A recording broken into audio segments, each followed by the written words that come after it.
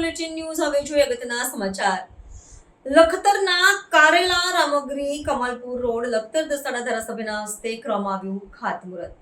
લખતરના કારેલા રામગીરી કમાલપુર રોડનું કરવામાં આવ્યું ખાતમુહૂર્ત। કરેલાથી રામગીરી કમાલપુરનો રોડ અતિ બિસ્માર હોવાથી ધારાસભ્ય દ્વારા કરેલ અથાગ મહેનતથી રિસરફેસિંગનું કામ મંજૂર કરવામાં આવ્યું। લખતર તાલુકાના કરેલાથી રામગીરી કમાલપુર જવાનો રોડ અતિશય બિસ્માર હોવાથી લખાતા દસાડા ધારાસભ્ય પીકે પરમાર મંજૂર કરવામાં આવ્યું હતું, જેનું આજ રોજ કરેલા ખાતે ખાતમુહૂર્ત કાર્યક્રમ યોજવામાં આવ્યો હતો।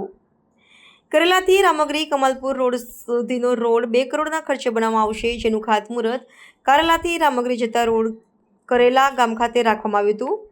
આ તકે લખતર દસાડા ધારાસભ્ય પીકે પરમાર, સુરેન્દ્રનગર જિલ્લા પંચાયત આરસીડીએસ ચેરમેન નંદુબેન વાઘેલા, પાટડી તાલુકા પંચાયત પ્રમુખ લતાબેન પટેલ, લખતર તાલુકા પંચાયત પ્રમુખ વાસુદેવભાઈ પટેલ, લખતર તાલુકા ભાજપ પ્રમુખ રવિરાજ વાઢેર, લખતર તાલુકા મહામંત્રી ઘનશ્યામભાઈ થાદોડ તેમજ કારેલા, કામલપત્ર, રામગીરી સરપંચો અને ગ્રામજનો મોટી સંખ્યામાં ઉપસ્થિત રહ્યા હતા અને ખાતમુહૂર્ત કરવામાં આવ્યું હતું। આજરોજ કામલપુર રામગીરી કારેલા જે રસ્તાનું કામ સરકારે 2 કરોડનો જોબ નંબર આપવામાં આવ્યો હતો। 1 કરોડ અને 71 લાખનું આ ટેન્ડર એ મંજૂર થયું છે। એનું મેટલિંગનું કામ એ પૂરું થયું છે। આજે ખાસ કરી અને કામલપુર ગામ પાસે 225 મીટર સીસી રોડ અને કારેલા ગામ પાસે 100 મીટરનો સીસી રોડ તેમજ ડામરનું કામ એ શરૂ કરવા માટેનું ખાતમુહૂર્ત કરવામાં આવ્યું છે।